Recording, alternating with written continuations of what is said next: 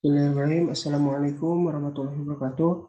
Alhamdulillahirabbil alamin wassalatu wassalamu ala asyrofil anbiya'i wal mursalin wa ala alihi wa sahbihi ajma'in amma ba'du. Pertama-tama marilah kita panjatkan puji dan syukur kehadirat Allah Subhanahu wa taala karena berkat rahmat dan ridhonya kita dapat saya memiliki kesempatan untuk memberikan suatu mengerjakan tugas akhir hukum perdata internasional dengan dosen pengampu Dr. Elan Zainani.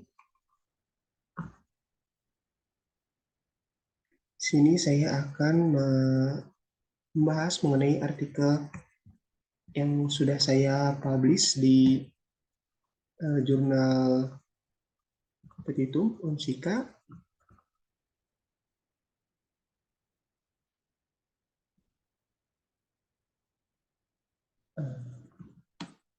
Artikel ini sudah saya publish di jurnal Petitum Unsika Sinta 5, tetapi saya upload tapi belum ada konfirmasi lebih lanjut, walaupun saya sudah mencoba menghubungi pihak jurnal tersebut, tapi belum ada feedback. Mungkin seperti itu. Saya akan menjelaskan mengenai artikel saya, yaitu perlindungan hukum pelaku investasi obligasi syariah terhadap risiko gagal bayar atau default risk, yang dimana saya akan membedah dulu satu-satu seperti apa itu obligasi syariah, apa itu perlindungan hukum, kemudian risiko gagal bayar itu seperti apa sih, apa yang disebut risiko gagal bayar dalam obligasi syariah. Kemudian saya juga akan membahas mengenai rumusan masalah yang saya temui gitu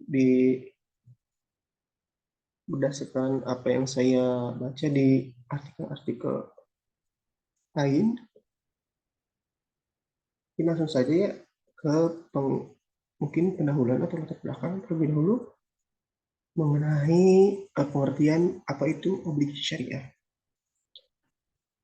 Obligasi syariah adalah surat berharga yang diterbitkan oleh emiten kepada pemegang obligasi syariah yang didasarkan pada prinsip syariah jangka panjang dan mewajibkan penerbit jangka panjang atau jangka pendek juga ada, dan mewajibkan penerbit untuk membayar pendapatan kepada pemegang obligasi syariah berupa bagi hasil margin fee dan mengembalikan dana obligasi pada saat jatuh tempo.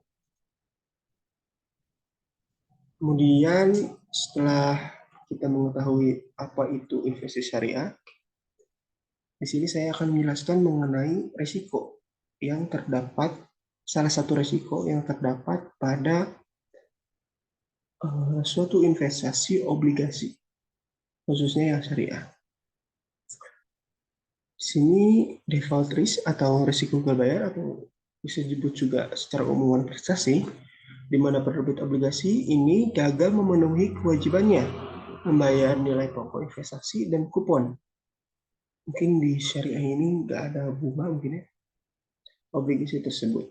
Kemudian risiko gagal bayar biasanya dialami obligasi yang diterbitkan oleh korporasi. Kenapa korporasi? Karena obligasi yang diterbitkan oleh negara itu hampir tidak memiliki risiko gagal bayar. Kenapa? Karena si pengelolaannya ini dilakukan oleh negara, seperti SBN, surat berharga negara itu ditanggung nilai pokok investasi dan kuponnya itu oleh negara. Jadi ada jaminan, jadi negara itu ikut terlibat langsung dalam menjamin adanya suatu nilai pokok investasi dan kupon. Jadi risiko gagal bayar pada surat berharga negara ini dapat dikurangi, mungkin juga tidak ada. Kemudian risiko ini lebih kecil. Risiko yang konvensional ini lebih kecil karena pada umumnya obligasi syariah ini diterbitkan dengan jangka waktu yang pendek. Namun masih ada kemungkinan resiko ini terjadi, terutama jika penerbit obligasi mengalami masalah keuangan. Nah, di sini juga kenapa saya ingin mengangkat permasalahan ini. Kenapa? Karena eh, saya ingin meningkatkan awareness atau kehati-hatian em, pembaca, mungkin jika ini publish, pembaca investasi, bahwa investasi syariah itu masih memiliki suatu apa ya, masih memiliki suatu resiko gitu. Walaupun kecil, akan tetapi masih ada gitu. Kenapa? Karena si uang tersebut, si uang yang kita berikan kepada perusahaan itu tidak dijamin oleh negara. Kenapa? Karena pengelolaannya itu didasarkan kepada korporasi atau perusahaan yang dimana perusahaan ini rentan atau bukan rentan ya, bisa saja mengalami masalah keuangan dan mengakibatkan si korporasi atau si perusahaan tersebut gagal bayar.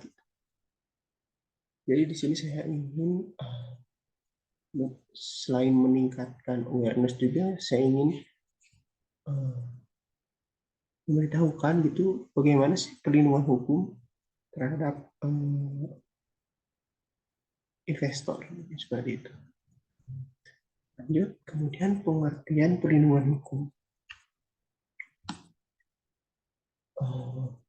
Perlindungan hukum adalah perlindungan yang diberikan kepada subjek hukum sesuai dengan aturan hukum baik dalam bentuk preventif maupun represif, baik tertulis maupun tidak tertulis untuk menegakkan norma hukum dan relevan dengan permasalahan yang dikemukakan dalam penelitian dan untuk menegakkan norma hukum dan juga relevan dengan permasalahan yang dikemukakan dalam penelitian ini bahwa perlindungan hukum dapat berjalan dengan tujuan tercapainya tujuan hukum yaitu keadilan, keuntungan, dan kepastian hukum bagi para pihak, khususnya pemegang obligasi dan pemegang saham. Lanjut ke bentuk-bentuk perlindungan hukum obligasi syariah. Perlindungan hukum yang ditawarkan kepada investor pemegang obligasi terdapat terhadap bahaya gagal bayar diklasifikasikan menjadi dua kategori. Yang pertama yaitu perlindungan hukum preventif dan yang kedua yaitu yang represif. Perlindungan hukum preventif diberikan untuk perilaku wali amanat saat menegosiasikan ketentuan perjanjian perwali amanatan dengan memasukkan ketentuan yang tepat dari perjanjian dan melindungi investor pemegang obligasi sebagai kreditor default atau penerbit pada obligasi korporasi dapat dihindari dengan perlindungan hukum preventif. Menurut Undang-Undang Nomor 8 Tahun 1945, perlindungan preventif dilakukan atas dasar keterbukaan penuh dan kekebalan perantara serta perlindungan represif melalui penerapan sanksi pidana, perdata, dan administrasi. Dalam hal perlindungan hukum preventif, emiten wajib melakukan perlindungan hukum terhadap kreditur atau penanam modal, yaitu dengan melindungi modalnya dari investasi yang terdiri dari keterbukaan informasi serta surat berharga jaminan yang disertai dengan dana cadangan atau biasa disebut dengan sinking fund. Kemudian perlindungan represif ini dapat dilakukan atau hukum harus dilakukan upaya hukum dulu dengan hukum represif ini. Gimana sih upaya hukumnya? Di sini saya akan jelaskan bagaimana upaya hukum yang dapat dilakukan bagi yang dapat ditempuh oleh investor dalam menyelesaikan kasus gagal bayar ini, yaitu melalui BAPI. BAPI merupakan perlindungan investor tingkat pertama. Penyelesaian sengketa BAPI meliputi penyelesaian sengketa di luar pengadilan melalui mediasi dan arbitrase. Ini dapat dikelola oleh manajer administrasi, konsiliasi, dan mediasi untuk mencapai kesepakatan antara pengurus dan emiten untuk mengembalikan hak pemegang saham dan investor. Penyelesaian sengketa di BAPMI didasarkan pada kesepakatan terlebih dahulu dari kedua belah pihak mengenai sengketa mana yang akan diselesaikan.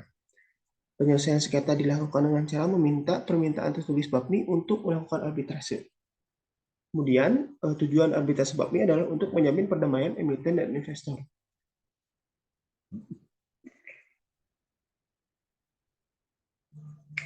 Jika proses arbitrase gagal atau tidak tercapai kesepakatan, perselisihan akan diselesaikan melalui jalur litigasi dengan izin pengadilan.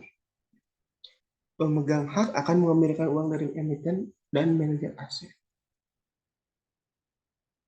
Kemudian berdasarkan Undang-Undang Arbitrase dan APS pasal 60, putusan arbitrase BAPMI bersifat final, mengikat para pihak yaitu emiten dan investor obligasi. Jika para pihak dalam hal ini emiten, maka investor pemegang obligasi dapat memintakan eksekusi kepada Ketua Pengadilan Negeri terhadap emiten. Mungkin sekian presentasi dari saya. Mohon maaf bila ada kekurangan dan kesalahan. Wabillahi taufiq wal hidayah. Wassalamualaikum warahmatullahi wabarakatuh.